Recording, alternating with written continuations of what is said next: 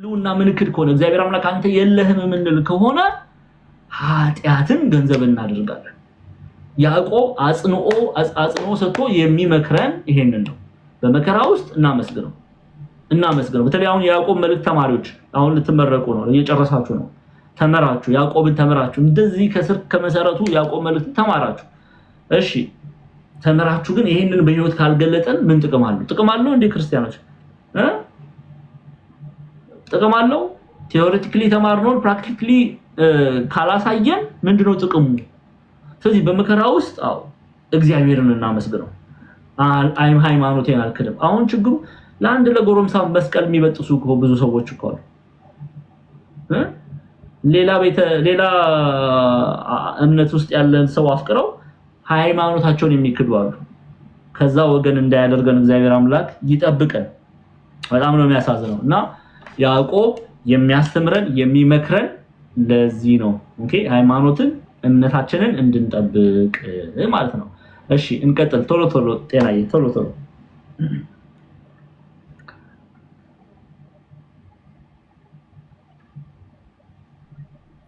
እሺ ከናንተ የታመመ ማንም ቢኖር የቤተክርስቲያን ሽማግሌዎች ወደ እርሱ ይጥራ፣ በጌታም ስም እርሱን ዘይት ቀብተው ይጸልዩለት ይላል። ሽማግሌዎች የተባሉና ማለት ናቸው የቤተክርስቲያናችን አንድምታ ትርጓሜ። በተለይ ያዕቆብ መልእክት ላይ ያዕቆብ መልእክት ምዕራፍ 5 ገብታችሁ ከተመለከታችሁት ቁጥር 14 ላይ ከናንተ ወገን ይላምብላችሁ ከናንተ ወገን የታመመ ሰው ቢኖር ቤተክርስቲያን የሚያገለግሉ የቤተክርስቲያንን ምን የሚሉ የሚያገለግሉ አንድም በመመናን ላይ የተሾሙ ቀሳውስትን ጠርቶ ይጸልዩለት ይላል። ሽማግሌዎች የተባሉ በመመናን ላይ የተሾሙ አገልጋዮች። ኦኬ ስለዚህ እነሱን ጠርቶ ምን ያድርግ? ይጸልዩለት። ከዛ ይቀጥሉና አበው በጌታችን በኢየሱስ ክርስቶስ ስም አምነው መጽሐፈ ቀንዲል በዘይት ደግሞ ይቀቡት። ለታመመ ሰው የሚጸለይ ጸሎት አድርገው በማን ስም? በጌታ ስም።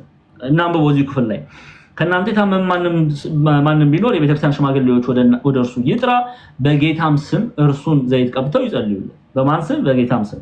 የሚጸልዩት ለማን ነው? ለእግዚአብሔር አምላክ። ለምንድን ነው በጌታ ስም የሚጸልዩት? በኢየሱስ ክርስቶስ ስም። ለምንድን ነው የሚጸልዩት? ኢየሱስ ክርስቶስ ማለት እግዚአብሔር ምን ማለት ነው ብለናል? መድኃኒት ነው ማለት ነው። ፈዋሽ በሆነው በኢየሱስ ክርስቶስ ስም ይጸልዩለት። የማን? የቤተክርስቲያን አገልጋዮች። ለዚህ ነው በጌታችን በኢየሱስ ክርስቶስ ስም አምነው ይላል። አቦት በትርጓሜያችን ላይ የሚጸልዩትን የሚጸለይለትንም ስሙ። በጌታችን በኢየሱስ ክርስቶስ ስም አምነው ምን ማለት ነው? እንዴት ነው? በጌታችን በኢየሱስ ክርስቶስ ስም አምነው ምን ማለት ነው? ስሙ መድኃኒት ነው ብለው አምነው፣ ስሙ ፈዋሽ ነው ብለው አምነው፣ ስሙ የሚጠግን ነው ብለው አምነው መጽሐፈ ቀንዲል በዘይት ደግሞ ይቀቡት። አንድም ጸሎቱን ለሰው የሚቀባ ራሱ ሳይቀምስ እጁ ሳይነካ እንዳይቀር ለሰውም የሚጸልይ ራሱን ሳይጠቅም አይቀርምና ብሎ ያስቀምጡታል። ስለዚህ አምነው መድኃኒት ነው ፈዋሽ ነው እግዚአብሔር ያድነዋል በሙሉ እምነት በመጠራጠር። አሁን አንዳንድ ሰው ፈውስ ለምን አናገኝም ይላል። ይህም አንደኛ ሌሎች ምክንያቶች ሊኖሩ ይችላሉ፣ ግን ፈውስ ከማናገኝበት ምክንያቶች መካከል ዋናው አምነን አይደለም። አሁን ለምሳሌ ላስት ሪዞርት ነገር ነው። ቤተክርስቲያን ሰዎች ሲሄዱ በመጠራጠር ሄዱ። እንዲያው ያድነኝ ይሆን ይፈውሰኝ ይሆን እንዲያው ከዚህ ካንሰር በሽታ አገላገል ይሆን ወይም ከዚህ ህመም እፈወስ ይሆን በጥርጥር ነው ወደ እግዚአብሔር የሚቀርቡት። እግዚአብሔር እንዲህ አይነት እምነትን አይፈልግም። እግዚአብሔር አምላክ ክርስቲያኖች በመጠራጠር አይደለም ወደ እርሱ ልንሄድ የሚገባው። ያዕቆብ እንደነገረን አምነን በሙሉ እምነት ማለት ነው። እርሱ ፈዋሽ ነው፣ እርሱ ይፈውሰኛል፣ እርሱ ያድነኛል በሚል በሙሉ እምነት ወደ እግዚአብሔር ልንቀርብ ያስፈልጋል። ለዛ ነው ያዕቆብም ከናንተ የታመመ ማንም ቢኖር የቤተክርስቲያን ሽማግሌዎች ወደ እርሱ ይጥራ፣ የጌታም ስም እርሱን በዘይት ቀብተው ይጸልዩለት ይላል። ይሄ በሐዋርያት ሥራ መጽሐፍ ላይ ሆኗል ወይ? ምዕመናን ይሄን አድርገዋል ወይ? አገልጋዮች ጠርተዋል ወይ? እናያለን። ለምሳሌ ሐዋርያት ሥራ ምዕራፍ 9ን ክፈችልኝ ከቁጥር 36። ሐዋርያት ሥራ ምዕራፍ 9 በቀደመችዋ ቤተክርስቲያን እንዲህ አይነት ልማድ አለ ወይ? አለ ወይ? ቤተክርስቲያን እንዲታረግ ነበር ወይ? እንመልከት። የሐዋርያት ሥራ ምዕራፍ 9 ቁጥር 36 ጀምረን እናያለን። እሺ ጣቢታን እንመልከት። ቁጥር 36 በኢዮጴም ጣቢታ የሚሏት አንዲት ደቀ መዝሙር ነበረች። ደቀ መዝሙር ለምንድነው የተባለችው? ክርስቲያን በዘመኑ ክርስቲያን የሚለውን ስያሜ ያገኙት ሐዋርያት ሥራ ምዕራፍ 11 ቁጥር 26 ላይ ነው። ኦኬ በአንጾኪያ ቤተክርስቲያን እስከዛ ድረስ ክርስቲያኖች ምን ተብሎ ነው የሚጠሩት? ደቀ መዝሙር ተብሎ ነው የሚጠሩት፣ ወይም ደግሞ የዚያ መንገድ ሰዎች። ምክንያቱም ጌታ አማናዊው እውነተኛው መንገድ እርሱ እንደሆነ ስለተናገረ የዚያ መንገድ ሰዎች ተብሎ ይጠራሉ። ይሄን ሐዋርያት ሥራ ምዕራፍ 9 ላይ ከፍ ብላችሁ ብታዩት ታገኛላችሁ። ደቀ መዝሙር ደግሞ ተብሎ ይጠራል። ደቀ መዝሙር ማለት ተማሪ ማለት ነው። የክርስቶስ ተከታይ ተማሪ መሆኗን ነው የሚገልጸው። እሺ ክርስቲያን ናት። በኢዮጴም ጣቢታ የሚሏት አንዲት ደቀ መዝሙር ነበረች። ትርጓሜው ዶርቃ ማለት ነው። እርሷም መልካም ነገር የሞላባት ምጽዋትም የምታደርግ ነበረች። ደግ የሆነች መልካም ሴት ናት። ተመስክሮላታል ሉቃስ ሲጽፍልን። ከዛ በዚያም ወራት ይላል ከፍ ያረክሽ በዚያም ወራት ታመመችና ሞተች።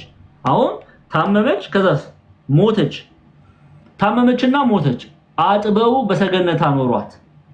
ልዳም ለኢዮጴ ቅርብ ናትና ደቀ መዛሙርት ጴጥሮስን በዚያ እንዳለ ሰምተው ወደ እነርሱ ከመምጣት እንዳይዘገይ እየለመኑ ሁለት ሰዎች ወደ እርሱ ላኩ። ወደ ማን የላኩት? ወደ ጴጥሮስ። ለምን? ጴጥሮስ የቤተክርስቲያን ሽማግሌ ነዋ። ኦኬ አገልጋይ ነዋ። በምዕመናን ላይ ተሾሙ አገልጋዮች አይደል ያለ ቅድም ያዕቆብ መልእክት ላይ አገልጋይ ነው። ስለዚህ ጠሩት። ምን እንዲያደርግ አብረን እናያለን። ተመልከቱ። ጴጥሮስም ተነስቶ ከነርሱ ጋር መጣ። በደረሰም ጊዜ በሰገነት አወጡት። መበለቶቹም ሁሉ እያለቀሱ ዶርቃ ከነርሱ ጋር ሳለች ያደረገቻቸውን ቀሚሶችንና ልብሶቹን ሁሉ እያሳዩት በፊቱ ቆሙ። ጴጥሮስም ሁሉን ወደ ውጪ አስወጥቶ ተንበርክኮ ጸለየ። ወደ ማን የጸለየው? ወደ እግዚአብሔር። ተመልከቱ። አሁን እዛው ላይ ሆኝልኝ ያዕቆብን ምን ብሎ ጽፏል? ያዕቆብ ምንድነው ያለው? እኔ ከዚህ አነበዋለሁ ያዕቆብ መልእክትን እንዳታጠፊው እዛው ላይ ሆኝልኝ። እሺ ያዕቆብ ምዕራፍ 5 ላይ ኦኬ ከቁጥር 14 ከእናንተ የታመመ ማንም ቢኖር የቤተክርስቲያን ሽማግሌዎች ወደ እርሱ ይጥራ። እሺ ከዛስ በጌታም ስም እርሱን ዘይት ቀብተው ይጸልዩለት።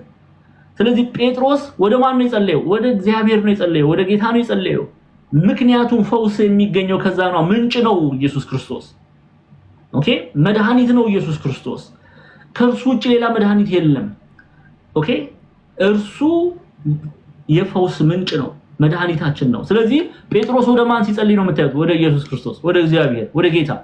ከዛስ ምን አለ? ተንበርክኮም ጸለየ። ወደ ሬሳውም ዘወር ብሎ ጣቢታ ሆይ ተነሺ ያላት፣ እርሷም አይኖቿንም ከፈተች፣ ጴጥሮስን ባየች ጊዜ ተቀመጠች። አሁን ስሙ፣ የታምሩ ባለቤት ማን ነው? ማን ነው የታምሩ ባለቤት? በጴጥሮስ ላይ ክንዱን ዘርግቶ ጣቢታን ያስነሳ ማን ነው? እግዚአብሔር አምላክ። ቅዱሳንን ተጠቅሞ እግዚአብሔር ድንቅን ያደርጋል። ቅዱስ ሚካኤልን ተጠቅሞ እግዚአብሔር ድንቅ ያደርጋል። ቅዱስ ገብርኤልን ተጠቅሞ እግዚአብሔር ድንቅ ያደርጋል። የታምሩ ባለቤት ማን ነው ግን? እግዚአብሔር አምላክ። ይሄንን እንድናቅ ያስፈልጋል ክርስቲያኖች። እሺ አይኖቿንም ከፈተች፣ ጴጥሮስን ባየች ጊዜ ተቀመጠች። እጁንም ለእርሷ ሰጥቶ አስነሳት። ቅዱሳንንና መበለቶችን ጠራ፣ ሕያውም ሆና በፊታቸው አቆማት። ይህም በኢዮጴ ሁሉ የታወቀ ሆነ። ብዙ ሰዎች በማን አመኑ አለ? በጌታ አመኑ አለ። ለምን ነው በጌታ አመኑ የተባለው? ለምን ነው በክርስቶስ አመኑ የተባለው?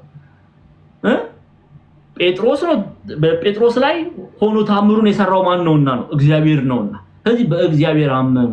ቅዱሳንን ተጠቅሞ እግዚአብሔር ድንቅ ያደርጋል እምንለው ለዚህ ነው። ቅዱሳንን ተጠቅሞ እግዚአብሔር አምላክ ድንቅ ያደርጋል። የታምሩ ባለቤት ግን እግዚአብሔር አምላክ ነው። ይሄንን እናቅና ልንረዳ ያስፈልጋል። እሺ ቁጥር 15 ላይ ቶሎ እንበልና እየጨረሰን እንጂ የእምነት ጸሎት ድውይን ያድናል፣ ጌታም ያስነሳዋል፣ ኃጢአትም ሰርቶ እንደሆነ ይሰረይለታል። ቁጥር 15 ላይ የእምነትም ጸሎት ድውይን ያድናል፣ ጌታም ያስነሳዋል፣ ኃጢአትም ሰርቶ እንደሆነ ይሰረይለታል። ቅድም ያየነውን ክፍል ተመልከቱ።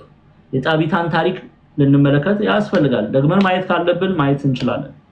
ደግመን ማየት ካለብን ግን የእምነት ጸሎት አምኖ ሰው የሚጸልየው ጸሎት ምን አይነት ጸሎት ነው? እግዚአብሔር አምላክ ኢየሱስ ክርስቶስ እሱ መድኃኒት ነው፣ እርሱ ፈዋሽ ነው፣ እርሱ አዳኝ ነው የሚለውን በእውነት አምኖ ከእናንተ መካከል ሽማግሌዎችን ይጥራላል። በቤተክርስቲያን ምዕመናን ላይ የተሾሙትን ካህናት ነው የሚጠራው። እሺ ከዛ ደግሞ ምን ብለው ይጸልዩለት? ከእናንተ የታመመ ማንም ቢኖር የቤተክርስቲያን ሽማግሌዎች ወደ እርሱ ይጥራ፣ በጌታም ስም እርሱ ዘይት ቀብተው ይጸልዩለት። ይሄንን ቅድም አይተናል በትርጓሜያችን ላይ። በጌታ ስም ሲል በክርስቶስ ኢየሱስ አምነው፣ ኦኬ አምኖ፣ ለምን ስሙ ፈዋሽ ነውና። ለዛ ነው የእምነት ጸሎት ድዊን ያድናል፣ ጌታም ያስነሳዋል፣ ኃጢአትም ሰርቶ እንደሆነ ይሰረይለታል ይላል። አቦ በትርጓሜያችን ላይ የያዕቆብ መልእክት ትርጓሜ ላይ አምኖ የሚጸልዩት ጸሎት ድዊን ያድነዋልና እግዚአብሔርም ያስነሳዋልና ኃጢአትም ቢኖርበት ይሰረይለታል፣ ኃጢአት ሳይሰረይ ደዌ አይርቅምና ብለው ያስቀምጡታል አባቶቻችን። ኦኬ ይሄ ግን የሚሆነው ምንድን ነው? በእምነት እስከሆነ ድረስ ነው። በእምነት እስከሆነ ድረስ ነው። አሁን ብዙ ጊዜ እንደዚህ አይነት ፈውስ አሁን አይደንቃችሁም? በዘመነ ሐዋርያት እንዲህ አይነትን ፈውስ እያየን ነው አይደል? ሐዋርያት ሲፈውሱ ሲያድኑ ስለምን ይመስላችኋል ሐዋርያት ያንን ያደርጉ የነበረው? ከእምነት የተነሳ ነው። በእግዚአብሔር ላይ እውነት የሆነ እምነትን ገንዘብ አድርገው ይመላለሱ ነበር። ስለዚህ እግዚአብሔር አምላክ በእነርሱ ላይ ድንቅን ያደርጋል። ዛሬ ለምንድን ነው እንዲህ አይነትን እውነት የማንመለከተው? በጣም ጥቂት ነው አይደል? ለምንድን ነው ግን የማንመለከተው? የእምነት ችግር ነው። እኛ ጋር ችግር አለ፣ ጥርጣሬ አለ በልባችን ውስጥ። እግዚአብሔር አምላክን በሙሉ እምነት አናምነው፣ በመጠራጠር ነው።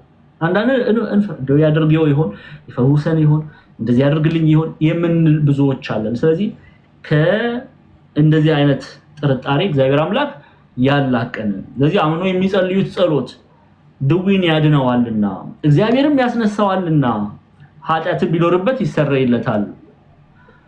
ኃጢአት ቢኖርበት ይሰረይለታል፣ ኃጢአት ሳይሰረይ ደዌ አይርቅምና ብሎ ያስቀምጡታል። ኦኬ ኃጢአት ሳይሰረይ ደዌ አይርቅምና ብሎ ያስቀምጡታል አባቶቻችን። እሺ እየጨረስን ነው። እርስ በርሳችሁ በኃጢአታችሁ ተናዘዙ ትፈወሱም ዘንድ እያንዳንዱ ስለሌላው ይጸልይ፣ የጻድቅ ሰው ጸሎት በስራዋ እጅግ ኃይል ታደርጋለች ይላል። እሺ ከፍ አድርጊው አንዴ ቁጥር 16 ላይ ነው 16። እሺ እርስ በርሳችሁ በኃጢአት ተናዘዙ ትፈወሱም፣ ትንሽ ከፍ በዩ። ከዛ ከቁጥር 15 ላይ ግልጽ ነው አይደለ? እሺ መልካም። እርስ በርሳችሁ በኃጢአታችሁ ተናዘዙ ትፈወሱም ዘንድ እያንዳንዱ ስለሌላው ይጸልይ፣ የጻድቅ ሰው ጸሎት በስራዋ እጅግ ኃይል ታደርጋለች ይላል። ለዚህ ነው ቤተክርስቲያን በካህን ፊት ምን ቆመው፣ ለዚህ ነው ካህኑ በካህን ፊት ቆመን እርስ በርሳችሁ በኃጢአታችሁ በተናዘዙ ትፈወሱም ዘንድ እያንዳንዱ ስለሌላው ይጸልይ፣ የጻድቅ ሰው ጸሎት በስራዋ እጅግ ኃይል ታደርጋለች ይላል። በካህን ፊት ቆመን የምንናዘዘው ለዚህ ነው። በደላችንን ኃጢአታችንን አይንተ እግዚአብሔር በሆኑ ካህናት ፊት ቆመን እንዲበድያለሁ እንዲያድርጋለሁ እንዲሰርቻለሁ ብለን የምንናገረው ለዚህ ነው። እርስ በርሳችሁ ምን ብሏልና በኃጢአታችሁ ተናዘዙ ትፈወሱም ዘንድ እያንዳንዱ ስለሌላው ደግሞ ምን ይበል ይጸልይለት። ፈውስን ያገኝ ዘንድ ካህኑ በፊቱ ቆሞ ስለሚናዘዘው ሰው ይጸልያል። ከእግዚአብሔር ዘንድ ምህረትን ያገኝ ዘንድ፣ ከእግዚአብሔር ዘንድ እረፍትን ያገኝ ዘንድ፣ መጽናናትን ያገኝ ዘንድ፣ ፈውስን ያገኝ ዘንድ የጻድቅ ሰው ጸሎት በስራዋ እጅግ ኃይል ታደርጋለች ይላል። አይተናል ጴጥሮስ በጸለየው ጸሎት ዶርቃ ከሞት እንደተነሳች። ኦኬ ስለዚህ የጻድቅ ሰው ጸሎት በስራዋ እጅግ ኃይልን ድንቅ ታደርጋለች ብሎ ኤልያስን ያነሳል። ኤልያስ እንደኛ የሆነ ሰው ነበረ፣ ዝናብም እንዳይዘንብ አጥብቆ ጸለየ፣ በምድርም ላይ 3 ዓመት ከ6 ወር አልዘነበም። ሁለተኛም ጸለየ፣ ሰማዩም ዝናብ ሰጠ፣ ምድሪቱም ፍሬዋን አበቀለች። ይሄ ኤልያስ ጻድቅ ነው። ኤልያስ በእግዚአብሔር የተወደደ ሰው ነው። ኤልያስ ጸሎት ጸለየ፣ የሰማይ መስኮቶች ተከፈቱ፣ ዝናብ ውሃንም ሰጡ። ይሄንን ያደረገው ማን ነው? ኤልያስ። ኤልያስ ግን ምንድነው? ሰው፣ እንደኔና እንደናንተ ሰው ነው። ለምንድነው ያዕቆብ ይሄንን የሚነግረን? የጸሎት ኃይል ምን ያህል ታላቅ እንደሆነ ነው። አይታችኋል ቅድም ክርስቲያኖች በሐዋርያት ሥራ ምዕራፍ 12 ቁጥር 5 ላይ ለጴጥሮስ ጸለዩ፣ እግዚአብሔር አምላክ ምን አደረገ? ጸሎታቸውን ሰማ፣ የቤተክርስቲያንን ጸሎት ሰማ። ቅዱስ መልአክን ወዴት ላከ? ወደ ጴጥሮስ። ጴጥሮስ ከእስር አመለጠ። ሰንሰለቶቹ ተፈቱ። የወይኒው በር ተከፈተ። ክፈቱልኝ ሳይል ተከፈተ። ይሄ ምን ነው የሚያሳየው? የጸሎት ኃይልን ነው የሚያሳየው። ጸሎት ምን ያህል ኃያል እንደሆነ ነው እናየውና ከእግዚአብሔር ጋር መነጋገርን ገንዘብ ማድረግ ያስፈልጋል። የመጨረሻውን ቁጥር 19 እና 20 እንይና እንጨርሳለን። የመጨረሻው ክፍል ላይ ወንድሞች ሆይ እስከዛ ለፈተና ተዘጋጁ።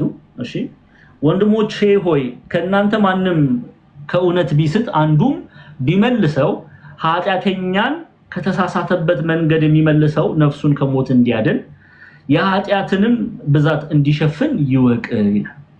ኦኬ በዚህ ነው የሚጨርሰው ያዕቆብ። ምን እያለ ነው?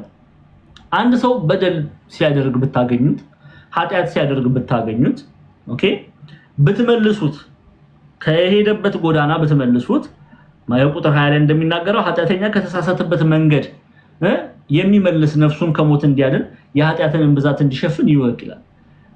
የዛን ሰው ነፍስ አንደኛ የዛን ሰው ነፍስ ታድናላችሁ። የዛን ሰው ነፍስ በማዳናችሁ ደግሞ የመዳን ምክንያት ነው የሆናችሁ። አሁን በነገራችን ላይ ስሙ፣ ያንን ሰው ነፍስ በማዳናችሁ በእግዚአብሔር ዘንድ ያላችሁን ክብር ነው የሚናገረው። ቅዱስ ጎርጎርዮስ የሚናገረው ቃል አለ። ይሄን ባነሳ ደስ ይለኛል። እንዲህ ይላል፣ በቆይታ መሞት የማይቀረውን አንድን ሰው ከአካላዊ ሞት የሚያድነው ሰው ታላቅ ዋጋ የሚሰጠው ከሆነ ይላል። እሺ አንድን ሰው ከዘላለማዊ ሞት ለሚያድነው ሰው የሚሰጠው ዋጋ ምንድነው? ምን ሊሆን ይችላል የሚችለው ብሎ ይጠይቃል ቅዱስ ጎርጎርዮስ። አንድ ከዚህ ድንኳን የሚወጣን ከዚህ ድንኳን መቼም ሁላችንም እንሄዳለን አይደል? ወደ እግዚአብሔር እንሄዳለን። ከዚህ ድንኳን በጊዜው የሚሄደውን ሰው በተለያየ በሽታ ውስጥ ሆኖ ሳለ ከደዌ ህመም አክሞ የሚፈውሰው ሰው ለምሳሌ ዶክተር እንበለው ትልቅ ክብር ከተሰጠው ነፍሱን ደግሞ ከኃጢአት የሚያድናት ወደ ኃጢአት እንዳትሄድ ምክንያት ድህን የሚሆን ሰው ምን ያህል ክብር ይገባዋል? አስባችሁታል? ከስጋ ደዌ ህመም አክሞ የሚያድን ዶክተር ምን ያህል ክብር ከተገባው ነፍሳችንን ከኃጢአት ጎዳና የሚከለክል ሰው ምን ያህል ክብር ይገባዋል? የዛን ሰው ክብር ነው ያዕቆብ በዚህ ክፍል ላይ የሚናገረው። የዛን ሰው ክብር ነው። ጻድቃን ቅዱሳን ሰማዕታት የምንወዳቸው እንዲህ ባለ ፍቅር ነው የምናከብራቸው። እነሱ ነፍሳችን ወደ ኃጢአት ጎዳና እንዳትሄድ ያስተምሩናል፣ ይመክሩናል፣ ይገስጹናልና እናፈቅራቸዋለን፣ እንወዳቸዋለን። ለዚህ ነው ኃጢአተኛን ከተሳሳተበት መንገድ የሚመልስ ነፍሱ ከሞት እንዲድን ነፍሱን ከሞት እንዲያድን የኃጢአትንም ብዛት እንዲሸፍን ይወቅ ይላል። እርሱን በመመለሱ ሌላ ኃጢአትም በኃጢአት ላይ በበደል ላይ በበደል ላይ ኃጢአት በኃጢአት ላይ ኃጢአት በበደል ላይ በደል በበደል ላይ በደል እያደረገ ያንን ሰው ከሞት በሞት ጎዳና እንዳይመላለስ ከልክሏልና ያንን ሰው ወደ እግዚአብሔር አምጥቷልና ምን ያህል ክብር ይገባዋል። በነገራችን ላይ ብዙ ጊዜ ይሄን ክፍል አንስተን አይተናል። ሰው ኃጢአት ሲያደርግ አይተን ዝም ማለት ያስቀጣል። በዛ ሰው በነገራችን ላይ በዛ ሰው ደም እግዚአብሔር አምላክ ይጠይቀናል። አይተናል ብዙ ጊዜ። ደግመን ማየት ካለብን ለምሳሌ የሐዋርያት ሥራ ምዕራፍ 21 ክፈችልኝ ጤናዬ። የሐዋርያት ሥራ ምዕራፍ 20 ቅዱስ ጳውሎስ ምንድነው የሚነግረን? ከቁጥር 26 ጀምሮ ቁጥር 26 ላይ እቺን አይተን ወደ ፈተና እንሄዳለን። ተማሪዎች እየጨረስን ነው። 26 ላይ ከፍ በይና ከቁጥር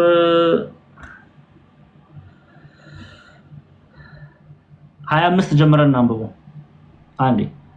እሺ አሁንም እነሆ እኔ የእግዚአብሔርን መንግስት እየሰበኩ በመካከላችሁ ዞርኩ፣ ሁላችሁ ከእንግዲህ ወዲህ ፊቴን እንዳታዩ አውቃለሁ ካለ በኋላ ከፍ በይ አሁን። ስለዚህ እኔ ከሰው ሁሉ ደም ንጹህ እንደሆም ዛሬ በዚች ቀን እመሰክርላችኋለሁ የእግዚአብሔርን ምክር ይላል። የእግዚአብሔርን ምክር ሁሉ ነግራችኋለሁና። ስለዚህ ምን እያለ ነው? ወደ ኃጢአት ጎዳና እንዳትሄዱ ከልክያለሁና ጽድቅና ኃጢአትን ለይቼ አሳይቻችኋለሁና እውነትን ከውሸት ለይቼላችኋለሁና መክሬያችኋለሁና እግዚአብሔር አምላክ በአንድ ሰው ደም አይጠይቀኝም በአንድ ሰው ነፍስ ጌታ አይጠይቀኝም ለፍርድ በመጣ ጊዜ ይላል ቅዱስ ጳውሎስ ነው ይሄን የሚናገረው ለምንድን ነው ጳውሎስ ይሄን የሚናገረው ሕዝቅኤል የትንቢተ ሕዝቅኤል ምዕራፍ 3 ላይ ከቁጥር 17 ጀምሮ እንዲህ የሚል ቃል አለ ክፈችልኝ ሕዝቅኤል ትንቢተ ሕዝቅኤል እግዚአብሔር አምላክ እንዲህ ብሎ ይናገራል